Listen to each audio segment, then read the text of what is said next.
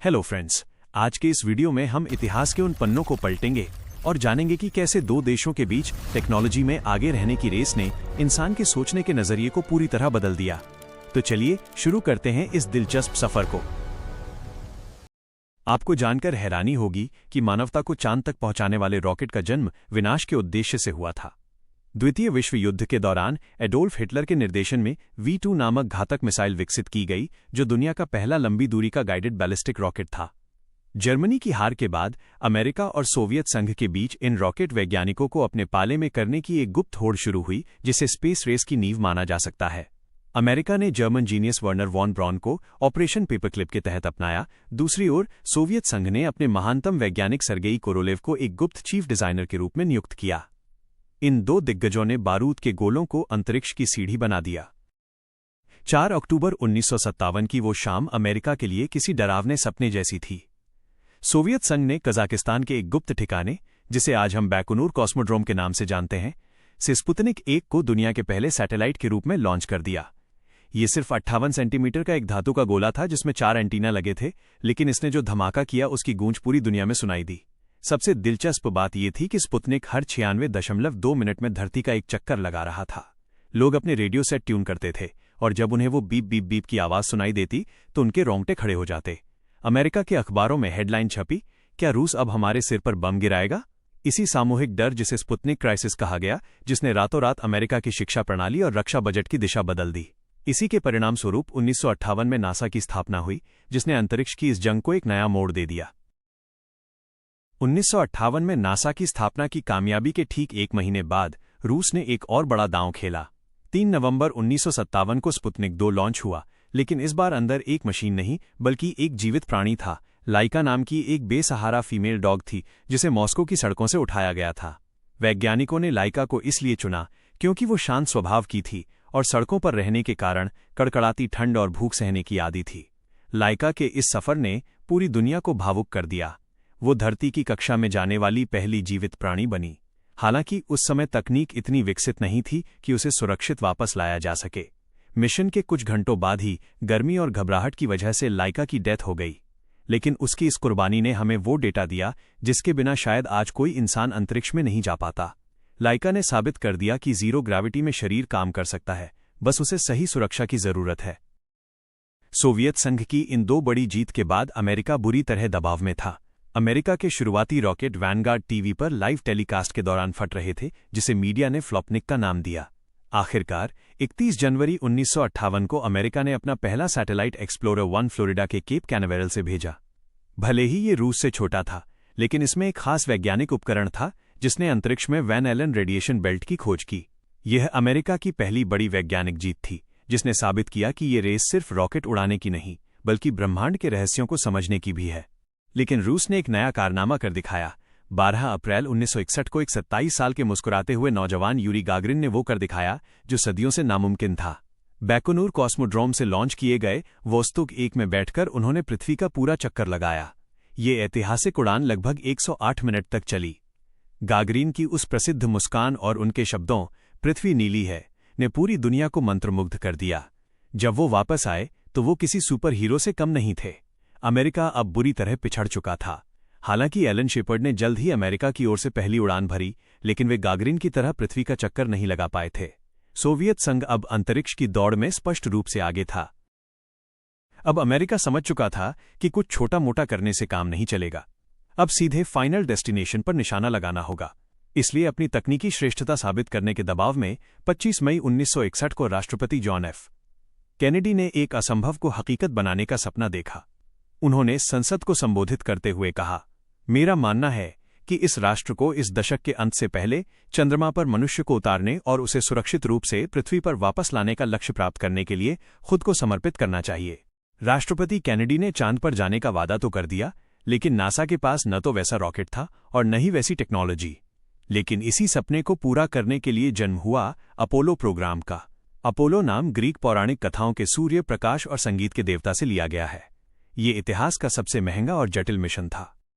लेकिन 22 नवंबर 1963 को Dallas, Texas में राष्ट्रपति जॉन एफ कैनेडी की उस समय गोली मारकर हत्या कर दी गई थी, जब वे एक खुली कार में जा रहे थे। फिर अपोलो मिशन की शुरुआत भी किसी बुरे सपने से कम नहीं थी।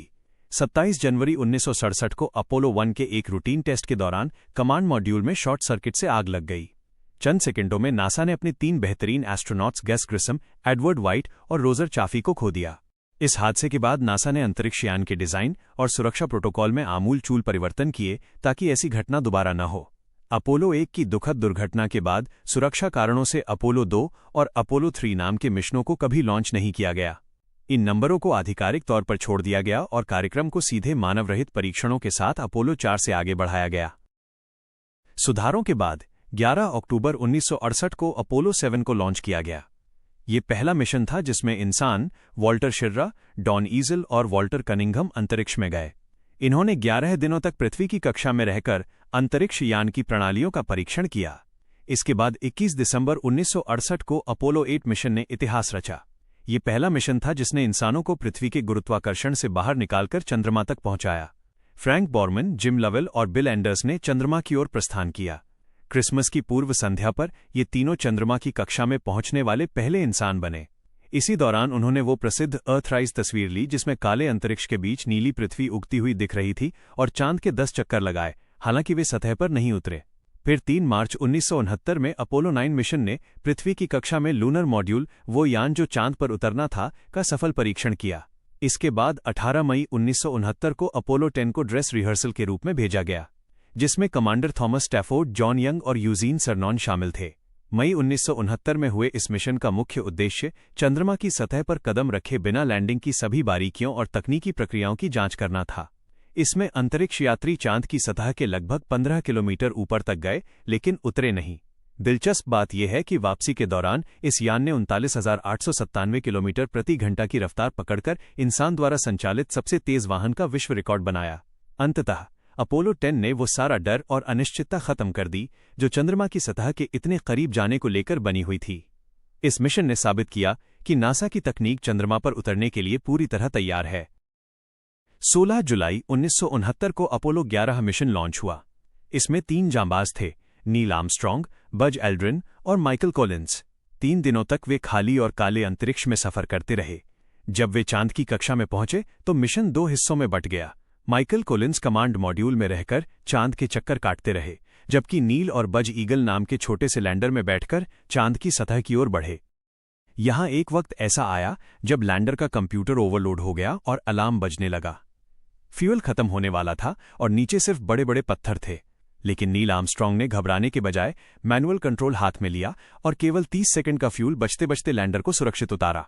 रेडियो पर आवाज गूंजी, Houston, Tranquility Base here, the Eagle has landed.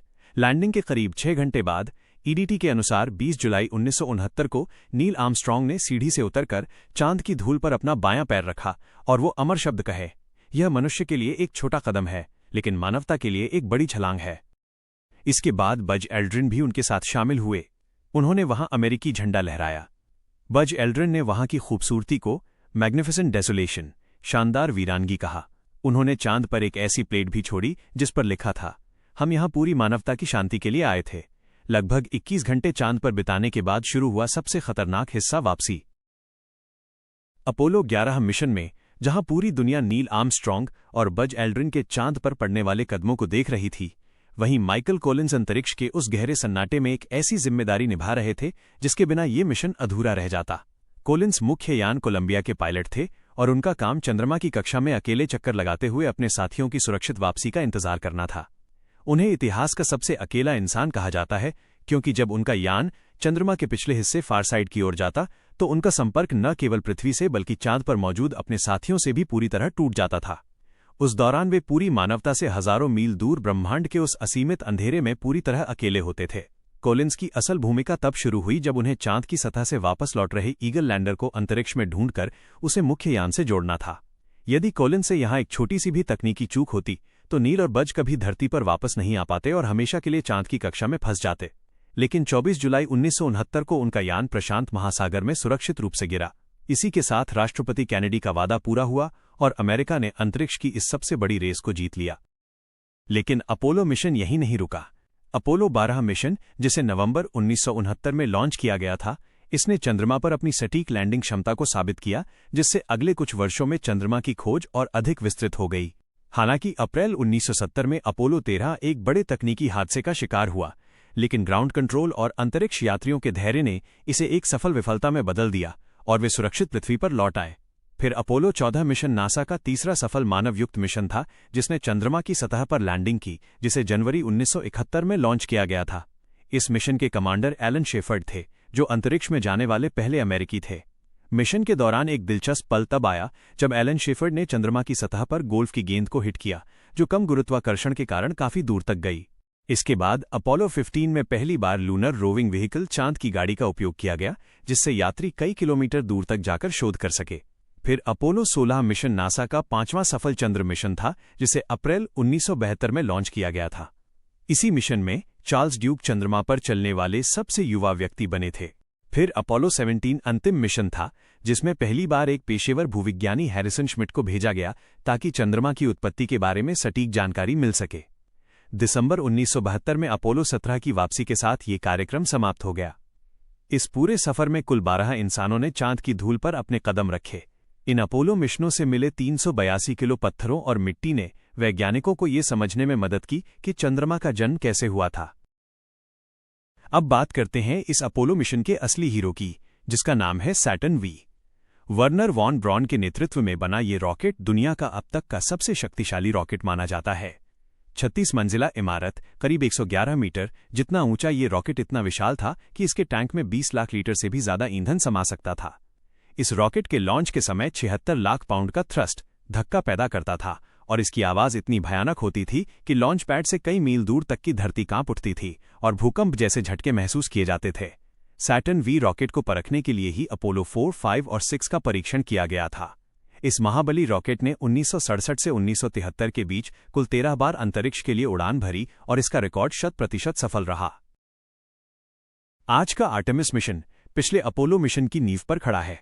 Artemis mission का नाम अपोलो की जुड़वा बहन के नाम पर रखा गया है। इसकी शुरुआत एक अत्यंत सुनियोजित क्रम में की गई है, जिसमें पहले 2 मिशनों का उद्देश्य तकनीक की मजबूती और मानव सुरक्षा को परखना रहा है। आर्टेमिस 1 एक मानव-रहित परीक्षण मिशन था, जिसने नवंबर 2022 में दुनिया के सबसे शक्तिशाली रॉकेट SLS और ओरियन कैप्सूल की कार्यक्षमता को चंद्रमा की कक्षा तक जाकर सफलतापूर्वक साबित किया। इसके बाद आर्टेमिस 2 मिशन ने इतिहास रचा, जिसमें 4 अंतरिक्ष यात्रियों ने चंद्रमा के चारों ओर चक्कर लगाया और अप्रैल 2026 में पृथ्वी पर सुरक्षित वापसी की। आर्टेमिस कार्यक्रम का सबसे रोमांचक हिस्सा इसके आगामी चरण है, जिनकी शुरुआत 2027 में प्रस्तावित आर्टेमिस 3 मिशन से होगी। इस ऐतिहासिक मिशन का मुख्य लक्ष्य चंद्रमा के दक्षिणी ध्रुव पर अंतरिक्ष यात्रियों को उतारना है, जहां वे सतह पर मौजूद पानी की बर्फ का अध्ययन करेंगे। इसके ठीक बाद 2028 के आसपास आर्टेमिस 4 मिशन के जरिए चंद्रमा की कक्षा में लूनर गेटवे नामक अंतरिक्ष स्टेशन के पहले मॉड्यूल स्थापित किए जाएंगे, जो भविष्य के मिशनों के लिए एक स्थायी हब के रूप में कार्य करेगा।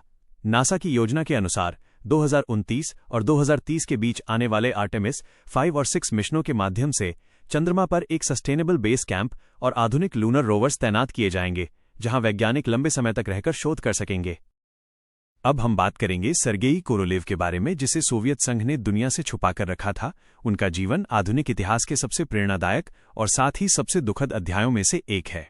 1938 में जोसेफ स्टालिन के ग्रेट पर्च के दौरान कोरोलेव को उनके ही प्रतिद्वंद्वियों द्वारा लगाए गए झूठे आरोपों के आधार पर गिरफ्तार कर लिया गया था।